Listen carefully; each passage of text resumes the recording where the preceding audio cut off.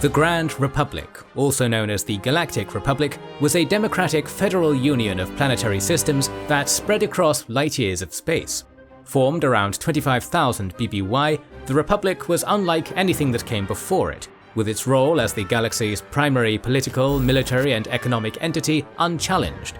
With its promise of representation for all planets and their life thereon, it stood as a beacon of freedom within the galaxy. And now, nearly 25,000 years after its founding, it was beginning to fall apart, with its once hopeful light being swallowed by an unseen dark force.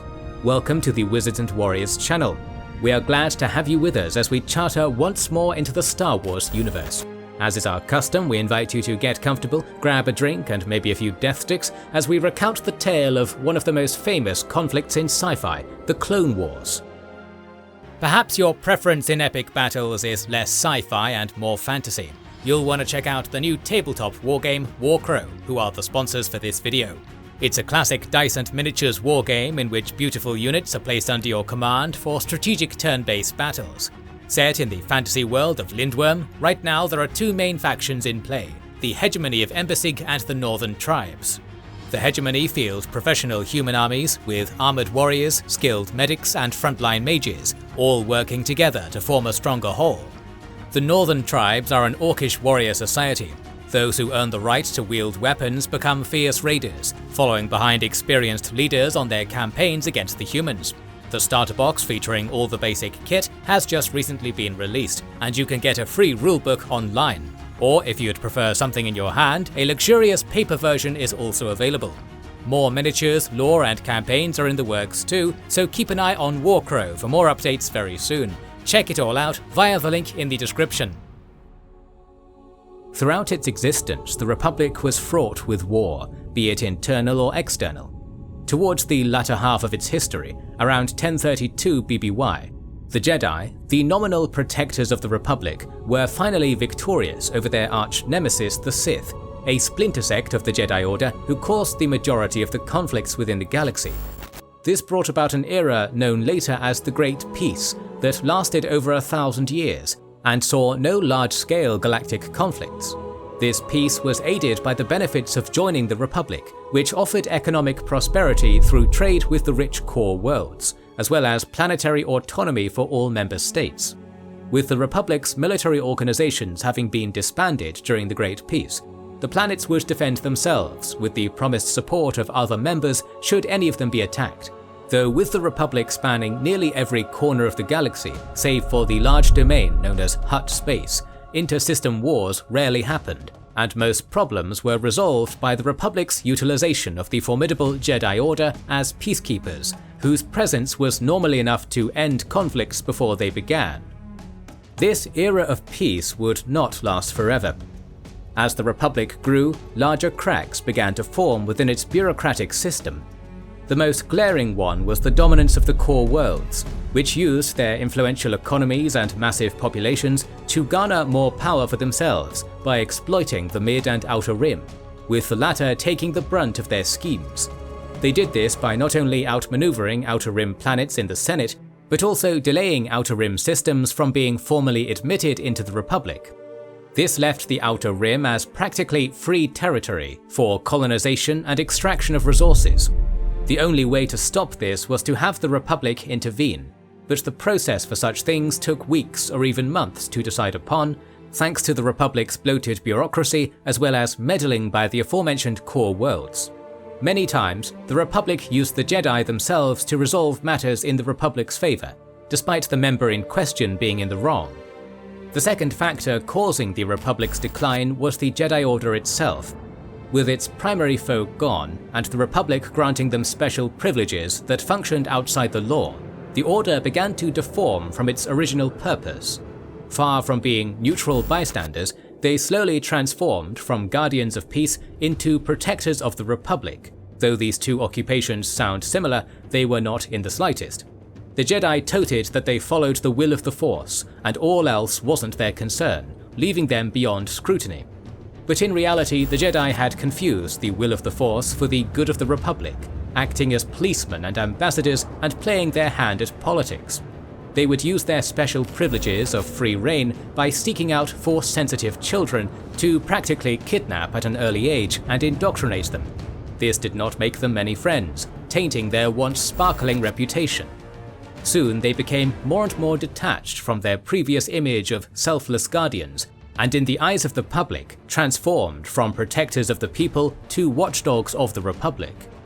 One of the consequences of these problems was that systems further from the core began to look to each other for help, for on one side they had the corrupt Republic looking to enslave them through bureaucracy, and on the other side the domain of the Hutt crime syndicate, seeking to literally enslave them. Thus, Mid- and Outer Rim worlds began forming business unions and trade federations that were legally recognized in the Republic as businesses, but in truth functioned more as independent nations within the Republic, each having their own militaries through the use of droids. As time wore on, they gained more autonomy, even so far as being able to have representatives in the Senate, despite the fact the business members already had representatives. Though with time war might have been inevitable, it became a certainty when the Jedi's ancient foe returned, and began to play as instigators behind the scenes. The first event that would trigger the downward spiral to war would occur in 32 BBY on the mid-rim planet of Nabu. A series of bills were passed in the Senate which made certain tax-exempt businesses eligible for taxation. This was primarily aimed at the largest corporation, known as the Trade Federation. With the Trade Federation being unable to overturn these bills, they resorted to drastic measures. In that year, they arrived at Nabu with a fleet of Lucrehulk-class freighters and blockaded the planet under the pretense of collecting the planet's debt to them. We won't go into the details of what would later be dubbed as the Nabu Crisis, but to summarize, Nabu appealed for aid, and the Republic Senate, bloated as it was, could not effectively handle the dispute. The matter was resolved by Jedi ambassadors who aided the native inhabitants to liberate the planet. Faith in the Republic's current Chancellor, Finis Valorum, was lost in a vote of no confidence that was issued by the Queen of Nabu, Padme Amidala, and Senator Sheev Palpatine of Nabu was elected in his place. Though the Nabu Crisis lasted no longer than 2 weeks, it put on display the ineptitude of the Republic. The fallout of the event had no lasting negative consequences for the Trade Federation, which found itself more or less intact in the aftermath, while the bills which they had started the whole conflict over were eventually repealed. Moreover, the Nabu Crisis made a good portion of the outer and mid-rims turn towards the corporations instead, as decisive action in their eyes was better than inaction. But what was more concerning, at least to the Jedi, was the participation of a Dathomirian Sith assassin by the name of Maul, who seemed to have a hand in the events that unfolded. The re-emergence of their ancient foe, whom they thought long dead, set alarm bells off in the Jedi High Council, who now believed something more sinister was at play, and would begin searching for the man they believed to be Maul's master. As the Jedi looked for their quarry, things in the galaxy began to deteriorate. Silent factions were forming in the Senate. Though no one said it outright, it became clear that many members wished to secede, and began to look out for their own worlds, while holding the Republic in contempt. Though 8 years would pass with nothing eventful happening on the surface, the Republic had become fragile, with many having to cautiously prepare any legislation and tiptoe around issues, lest the Republic collapse. But though they tried, the Phantom Menace had waited long enough. In the Outer Rim system of Raxus, there was a relay station for the galaxy-wide HoloNet. This was a large communication system that was necessary for the Republic to use to relay important news and information to the galaxy as a whole. But in 24 BBY, it was hijacked by a former Jedi, the Count of Sereno, Count Dooku, who would use it to address the people of the galaxy in what would later come to be known as the Raxus Address, in which he denounced the Republic as corrupt, and the Jedi Order as evil shadows of their former selves, hopelessly lost in their own ways. In this speech, Dooku claimed that it was time for those under Republic oppression to leave and form an independent body of their own, one not at the mercy of the Inner Rim. Dooku had been a political activist in his years since departing the Jedi Order, had been the leader of the independent movement for self-determination, and had spoken at universities across the galaxy. This led his Raxus address to be accepted as more than just anti-Republic rhetoric, but as a call of secession, one that many answered, as over the next 2 years, thousands of systems began flocking to Dooku's cause, with many more divided over the issue. Those that rallied around Dooku would be called separatists. The Republic failed to respond effectively, just as the separatists believed they would. Despite its larger power base, the Senate was deadlocked on what to do, but they did manage to issue the Republic Senate Non-Communications Law, which made it illegal for Republic representatives to meet with any representatives from the separatists, in fear that it would legitimize them. However, all this really accomplished was further propelling the crisis. With that said, even had this law not been passed, it was very unlikely a peaceful resolution would have been met, as whilst the separatists were forming a democracy, it was in fact entirely controlled by Dooku and his selective separatist council, and Dooku had no intentions of peace, as his plans were far more sinister than anyone realized. One of the matters that had been deadlocked in the Senate since the start of the separatist crisis was the Military Creation Act, which would allow the demilitarized Republic to create a formal army. This was met with backlash by many, as it was seen as the point of no return should it be passed. The most vocal politician against this bill was the former Queen of Naboo, now Senator Padme Amidala, whom the pacifists rallied behind. This garnered her many enemies in the Senate, and among the separatists as well, in particular Count Dooku, who sent the bounty hunter Jango Fett to kill her, hoping to not only spur the Warhawks in the Senate to action, but also to appease the leader of the Trade Federation, Nute Gunray, who had been humiliated by Amidala when she captured him during the Nabu Crisis, as her death was his condition for joining the separatists. However, the 2 attempts on Padme's life would fail. Knowing her life was in mortal peril, the Jedi Council sent Jedi Knight ObiWan Kenobi to investigate a lead he had discovered while protecting the Senator in the last attempt. This led him to the mysterious planet of Kamino, which was inhabited by a likewise mysterious race known as the Kaminoans. Prior to his arrival, Obi-Wan had learned that the Kaminoans were known for their advanced cloning technology, even so far as cloning themselves into what they saw as perfect beings. The Kaminoans were heavily isolationist, and would only open up their homes to those with large enough pockets to pay for their services. However, upon his arrival, Obi-Wan was surprised to be received warmly by the Kaminoans who were expecting him. Then, once again to his surprise, he discovered the Kaminoans had been making a clone army for the Republic for years, supposedly ordered by the Jedi Council by means of Jedi Master Sifu Dyas. After reporting this information to the Council, he hunted down Jango Fett, whom he found was serving as the template DNA for the clone army. Fett escaped just barely, and fled to the Outer Rim desert planet of Geonosis with Kenobi in pursuit. There, Kenobi made another discovery. Geonosis had become home to many large droid foundries, each capable of making thousands of battle droids, as well as a large fleet of ships, consisting of 60 Trade Federation core ships, 41 Diamond-class cruisers, and 286 Hardcell-class transports. What's more, as he tracked Fett, he stumbled upon a meeting of the Separatist Council being held by Dooku, which included many system corporations, such as the Trade Federation and the Techno Union. Having listened in, he discovered it was their intent to build up the droid army and force the Senate to accept their secession from the Republic as the new Confederation of Independent Systems, or CIS. Moreover, Kenobi discovered that Dooku had been the one who hired Fett. Kenobi hurriedly returned to his ship, but could not transfer his message to Coruscant. However, he was able to get it to his Padawan Anakin Skywalker on Tatooine, who relayed it to Coruscant. He would do this just in time, as Kenobi was then discovered and set upon by the native Geonosians. Their numbers eventually overwhelmed him and he was captured. With the new threat realized, and knowing that Kenobi's capture would most likely lead to his death, the Jedi sprung into action. Jedi Master Mace Windu assembled a strike force of 212 Jedi Knights and Padawans and headed for Geonosis. Kenobi's report was relayed to the Senate, who now realized the danger they were in, though the peace faction led by Senator Bail Organa would not back down. A motion was given by Naboo's representative in place of Amidala, Jar Jar Binks, to grant the Supreme Chancellor emergency powers, which he could use to bypass the Senate's permission to produce legislation.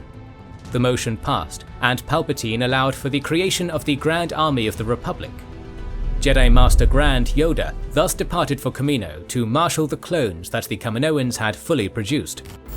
When Windu's force arrived at Geonosis, they learned that Kenobi was to be executed within the Petranaki arena. Having evaded detection, they made their way there, where they found Kenobi as well as Skywalker and Padme Amidala fighting for their lives. Amidala was put in Skywalker's care, while Kenobi led the investigation, and the pair made an impromptu rescue attempt ahead of Master Windu, but were likewise captured. Windu dispatched Master Clephanopus to infiltrate the outer edges of the arena to disable its defences and take out the guards, which they did successfully, allowing Windu and his force to sneak into the arena in disguise. Windu cornered Dooku and the Separatist Council and held them at lightsaber point. This was the signal, and all the Jedi revealed themselves. The sheer shock caused all the Geonosian warriors to flee in terror. However, Dooku had anticipated this, and a legion of battle droids were unleashed into the arena. Windu was driven off by many of these, and he retreated into the arena grounds, where the other Jedi had congregated. A massive fight ensued, and even though the Jedi cut down a large portion of the battle droids, and even managed to kill Jango Fett, the droids' numbers began to win out, and the Jedi were surrounded and reduced to a handful when Dooku ordered a ceasefire, before demanding their surrender. Windu declined, but just as Dooku was to give the order to fire, Yoda arrived with a regiment of clones in dropships and saved the Jedi before withdrawing from the arena. The Grand Army of the Republic had arrived.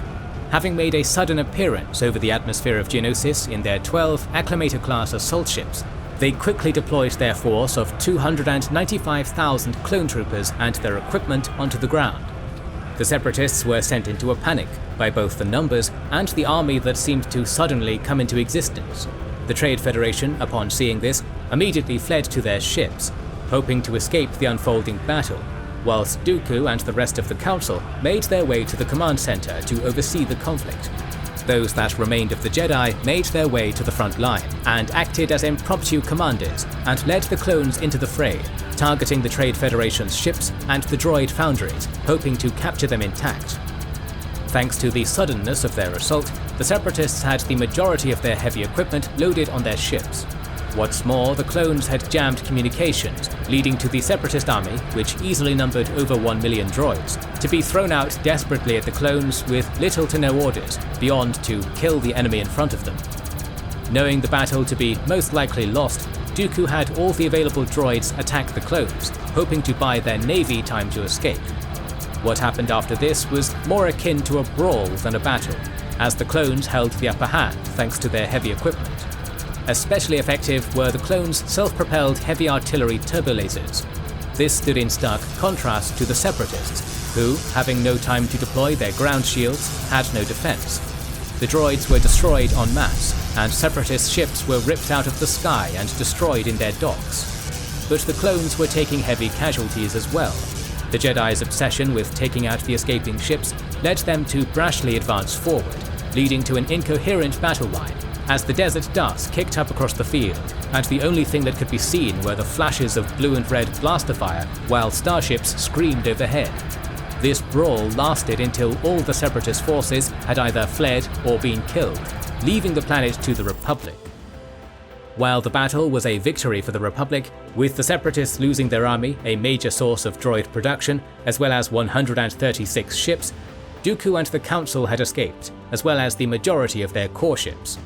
The battle, though a triumph, would not bring any long-term strategic gain for the Republic. Meanwhile, the idea that the Republic had a hidden army all this time on standby led the CIS to fully commit to the war at hand, seeing negotiations as not an option for now, before they had proven their mettle. The Jedi also suffered disillusion, as their force of 212 had been reduced to only 29, a staggering casualty count. Although there were many more Jedi, the battle on Geonosis would show that they weren't in fact invincible, and they weren't ready for this new war. The Republic likewise began to order thousands more large ships and starfighters.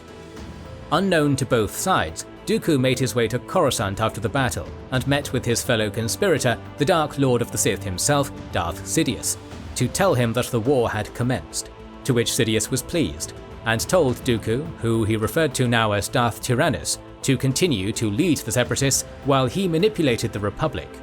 A dark shadow had fallen and the Clone Wars had begun. Throughout this series, we will cover the many battles fought between the Republic and the Confederation of Independent Systems.